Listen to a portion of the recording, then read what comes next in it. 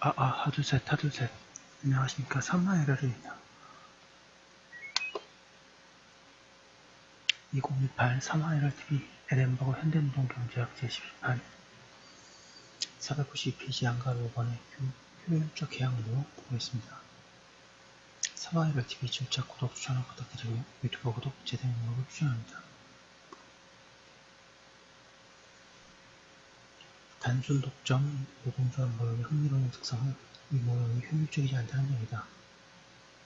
노동조합의 임금을 결정한 후 사용자들이 고용 수준을 결정하는 대신에 양측이 공동으로 임금과 고용 수준을 결정하는 데 동의하게 되면 양측 모두에게 이익이 될 수 있다. 그림 13.3을 이용하여 간략하게 설명하면 적어도 한쪽이 다른 쪽에 손해를 끼치지 않고도 더 선호하는 임금, 고용 수준의 조합들은 얼마든지 찾을 수 있다는 것이다. 이러한 두 변수의 조합은 효율적 계약이라고 불려왔다. 효율적이라는 용어는 제1장에서는 파레토 효율성에 관한 용어를 떠올리게 하지만 여기서는 더 좁은 의미로 사용되었다. 파레토 효율성은 사회복지와 관련된 개념으로서 만약 사회가 더 나아지면 즉 일부는 이익을 보되 아무도 손해를 입지 않으면 거래를 통해 파레토 배분이 이루어졌다고 말한다. 이 장에서의 효율성은 단지 두 가지 당사자의 효율 수준이 개선될 수 있다는 정도를 의미한다. 사회 전체가 이득을 본다는 것을 의미하지는 않는다. 사실 다음 절에서 일반적으로 이와 같은 효율적 계약이 사회적으로 노동 이용의 낭비를 유도한다는 것을 알게 될 것이다. 방어를 번의 공식 모형.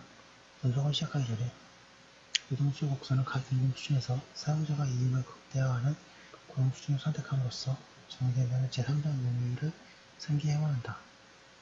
예를 들어 그림 13.3에서 만약 임금이 W제로이고 고용 수준이 E제로의 노동수요 곡선상의 점에 의해서 시작하여 만약 사용자가 고용을 늘리거나 줄이고자 한다면 이윤을 감소하게 된다. 따라서 만약 고용 수준이 E제로에서 변해야 한다면 이윤이 감소하지 않도록 하기 위해서는 더 낮은 수준의 임금이 지급되어야만 한다. 고용 수준이 E제로로부터의 괴리가 크면 클수록 이윤을 불변으로 유지하기 위해서는 더욱더 낮은 수준의 임금이 지급되어야만 한다. 이와 같은 관계는 제8장에서 처음 논의되었던 등이윤 곡선들의 개념을 다시 소개함으로써 공식화될 수 있다. 등이윤 곡선은 소비자의 이윤을 같은 수준으로 유지하도록 해주는 임금, 고용 수준의 조합을 연결한 궤적이다. 그림 13.4는 노동수요 곡선이 D인 사용자들에 대해 3개의 등이윤 곡선을 보여준다. 위에서 논의된 대로 각각의 등이윤 곡선은 총수요 곡선과 만나는 점에서 극대에 도달하게 된다. 즉, 노동수요 곡선으로부터 주어진 등이윤 곡선을 따라 어느 방향으로 움직이든 같은 이윤을 얻기 위해서는 임금이 하락해야만 한다. 각각의 고용 수준과 관련된 임금이 위쪽에 있는 등이윤 곡선을 따라 더 높으므로 위쪽에 있는 등이윤 곡선은 사용자의 이윤이 더 낮은 수준을 나타낸다. 따라서 예를 들어 사용자는 독점, 노동조합 모형의 선택점을 포함한 I2상에 있는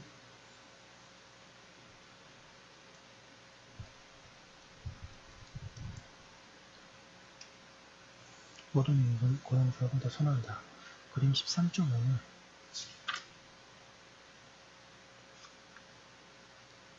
그림 13.3에서 보면 몇 개의 노동조합 유착을 복수한 후에 그림 13.4에 보면 몇 개의 사용자 등이윤 곡선 겹사 그림으로써 내 노동조합, 독점 노동조합 모형의 선택점인 B가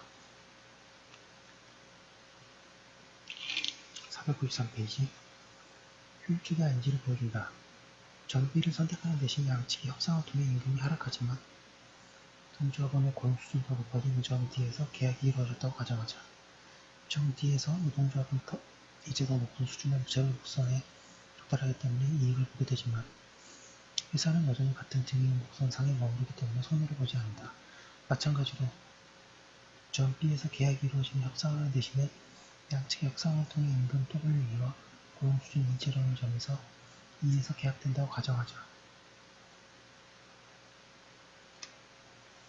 독점, 노동조합 모형의 선택과 비교할 때 노동조합이 같은 무차별 곡선, 루트에 머물러 있으므로 후생에 아무런 차이가 없지만 이제 회사는 등기의 목표에 도달할 수 있음으로 이익을 보게 된다. I1은 I2보다 아래에 있어서 더 높은 수준의 이익을 나타낸다.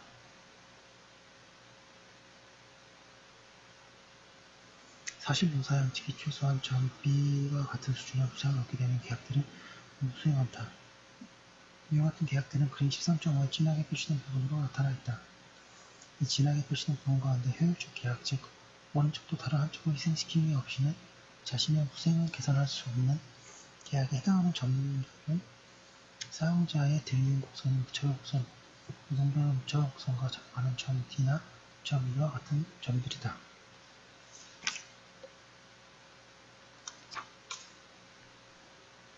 실제로 진하게 표시된 부분 안에 이와 같은 점들의 궤적이 존재하는가? 이 궤적은 그림에서 곡선 ED로 표시되어 있다. ED 상의 모든 점은 노동자의 무차별 곡선과 사용자의 등기인 곡선이 접하는 것을 나타낸다.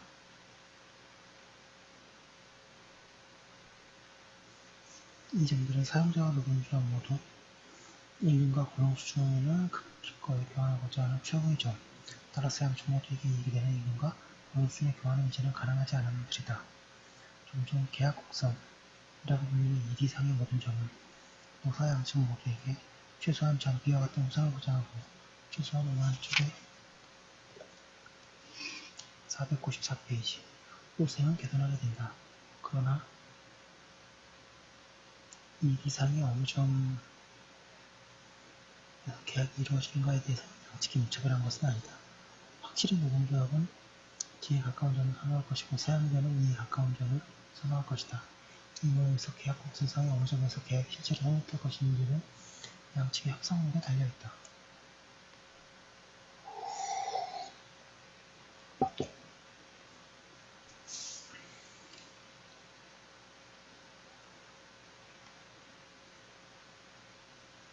방가르본의 계약 곡선. 계약 곡선에 대해서는 두 가지 점이 지적될 필요가 있다. 첫째, 그림 13.5에 보이는 바와 같이 계약 곡선은 노동조합 곡선의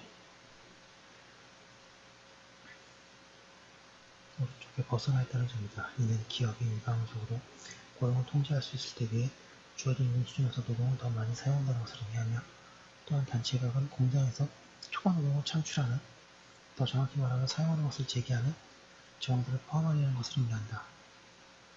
예를 들면 최소한의 근로자 규모를 규정하는 조항들이나 어떤 근로자가 특정한 일을 수행해야 하는가에 대한 엄격한 규칙들이 그것이다. 일부 휴학들은 어떤 근로자들의 경우에는 일시 해고를 할 수 없다는 조항까지 포함할 수 있다. 노동조합이 더 낮은 임금에 동의하도록 할 수 있으므로 사용자는 이와 같은 조항들에 의해 이득을 증대시킬 수 있지만 사용자의 비용 취소와 이식되는 사회적 낭비를 초래한다. 만약 노동이 재배치되어 더 생산적으로 사용된다면 사회의 총생산을 증가시킬 수 있다.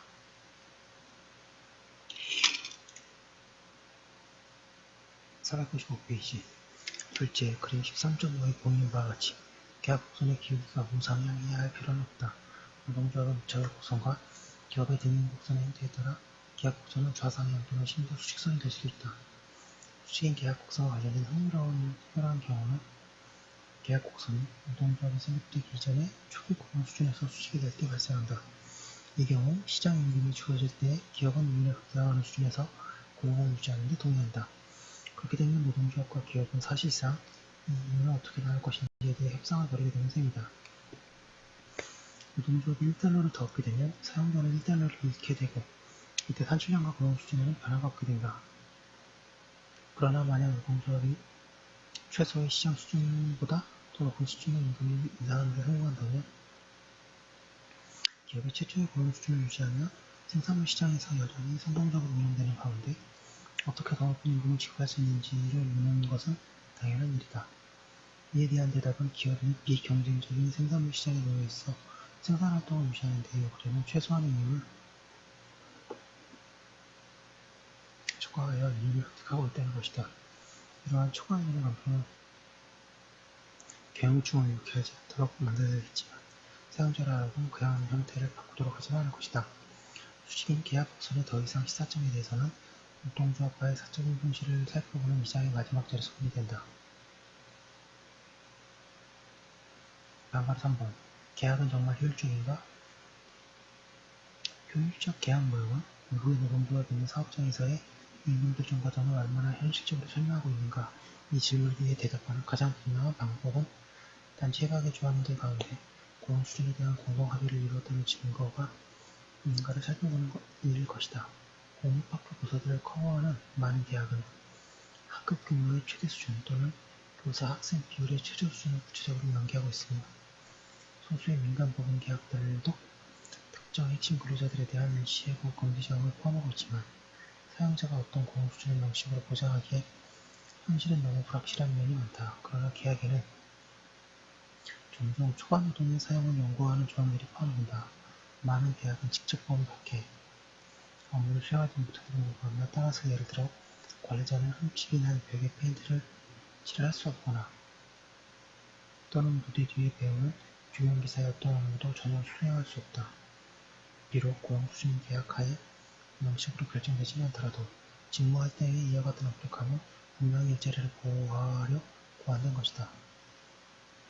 효율적 계약 모형을 간접적으로 테스트하는 방법도 있다. 효율적 계약 모형의 독점, 노동조합 모형은 노동대화 수요 또는 노동조합의 선호에 영향을 주는 변수들에 가능하다. 496페이지에 대항하여 임금과 고용 수준이 어떻게 변할 것인가에 대해 서로 다른 시사점을 제공한다.